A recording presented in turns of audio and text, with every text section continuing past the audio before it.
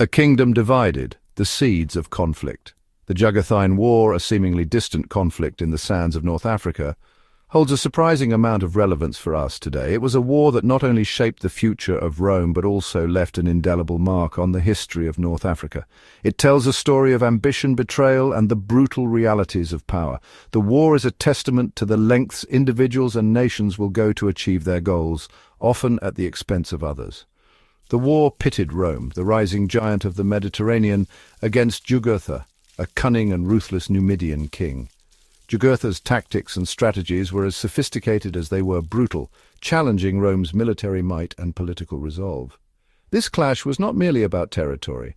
It was about the very principles Rome claimed to uphold and the lengths to which it would go to secure its interests.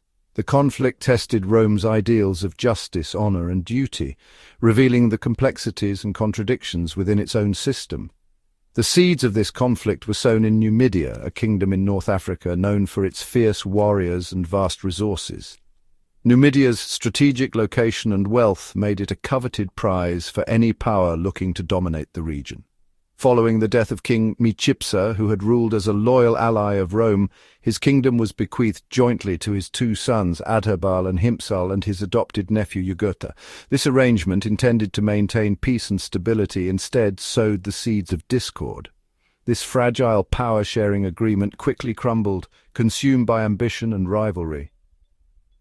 Jugurtha's ambition and cunning led to a brutal power struggle, setting the stage for a conflict that would draw in the might of Rome and change the course of history. The Lion of Numidia, Jugurtha's rise. Jugurtha, a charismatic and ambitious prince, had been raised in the Numidian court, learning the arts of war and diplomacy. He had even fought alongside Roman legions, witnessing firsthand their strengths and weaknesses. However, his ambition outweighed any loyalty he might have felt towards his adoptive family or Rome.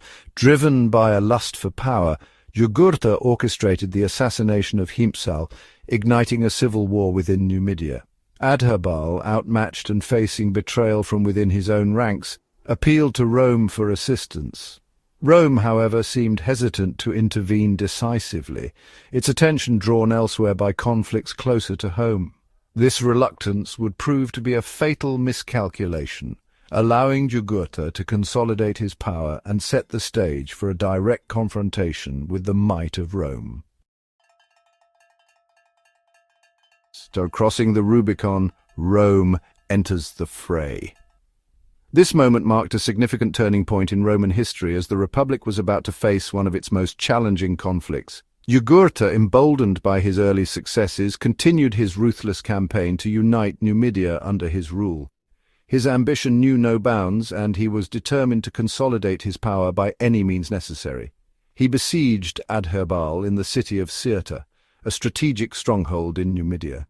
The city's fortifications were formidable, but Jugurtha's forces were relentless in their assault. Roman envoys sent to negotiate a settlement were met with defiance. Jugurtha's refusal to compromise demonstrated his confidence and his disdain for Roman authority. Jugurtha, aware of the corruption that had seeped into the Roman Senate, believed he could buy off Roman officials and secure his position. He exploited the weaknesses within the Roman political system to his advantage. He was right for a time. His bribes and manipulations allowed him to maintain his grip on power despite the growing unrest. However, the brutality of the siege of Cirta, culminating in Adherbal's gruesome death, sent shockwaves through Roman society. The news of such atrocities could not be ignored. Public outrage, fueled by accusations of bribery and incompetence within the Senate, forced Rome's hand. The people demanded justice and accountability from their leaders.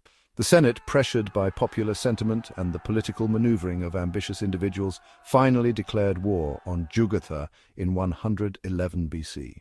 This decision marked the beginning of a new chapter in Rome's military history. Rome, it seemed, was ready to unleash its legions to avenge the death of its ally and reassert its authority. The stage was set for a conflict that would test the might and resolve of the Roman Republic. A desert battlefield, tactics and treachery. The Jugurthine War was fought on two fronts, the scorching deserts and rugged mountains of Numidia. and the halls of power in Rome itself. Jugurtha, a master of guerrilla warfare, used his knowledge of the terrain to his advantage. He led the Roman legions on grueling chases, ambushing them from hidden oases and disappearing into the vastness of the desert. The Roman army, accustomed to pitched battles on open ground, struggled to adapt to this unconventional warfare. Adding to their woes, Jugurtha's agents spread bribes and misinformation within the Roman ranks, further eroding their morale and effectiveness. The early years of the war were marked by setbacks and frustrations for Rome. Corrupt generals, outmaneuvered by Jugurtha's cunning, returned home in disgrace. The war dragged on, a festering wound on Rome's pride. It was against this backdrop of military blunders and political intrigue that Gaius Marius, a talented general from a humble background, rose to prominence. Marius, recognizing the need for change, implemented radical reforms within the Roman army. He broke from the traditional reliance on citizen soldiers from wealthy families, instead opening the ranks to the landless poor, offering them the promise of plunder and glory.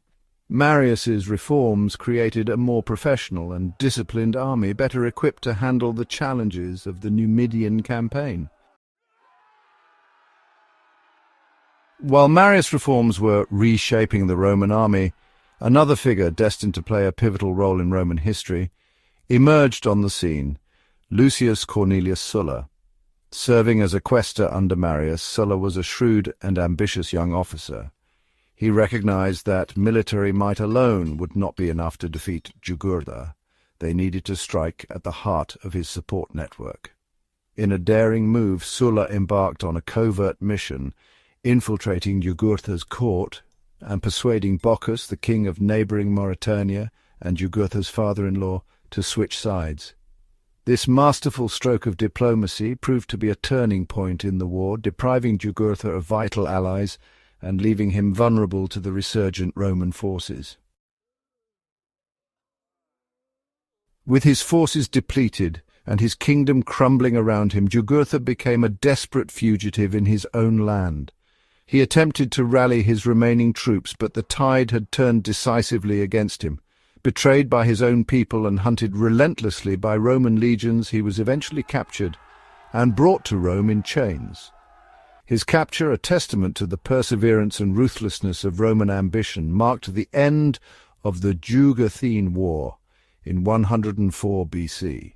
The once proud king, who had defied Rome for years, was paraded through the streets of the capital as a trophy of Roman victory before being strangled to death in the Tullianum, Rome's notorious underground prison.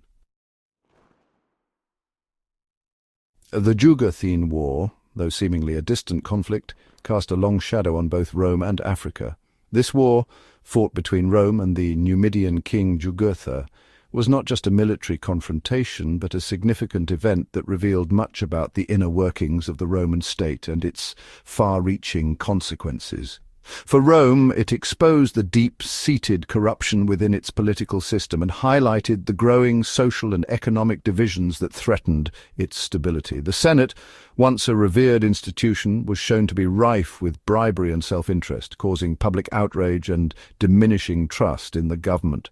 The war also marked a turning point in Roman military history, paving the way for the rise of powerful generals like Marius and Sulla, who would later play pivotal roles in the transformation of the Roman Republic. Their military reforms and personal ambitions would set the stage for future conflicts and power struggles. These generals would use their armies to reshape the political landscape of Rome, ultimately leading to the demise of the Republic. The concentration of military power in the hands of individual leaders undermined the traditional republican values and set a precedent for the rise of autocratic rule. In Africa, the war led to the annexation of Numidia, further expanding Rome's dominion. This expansion was not merely territorial but also economic, as Rome sought to exploit the rich resources of the newly acquired province. The once proud kingdom, now a Roman province, would be exploited for its resources, its wealth funneled back to Rome to fuel its growing empire.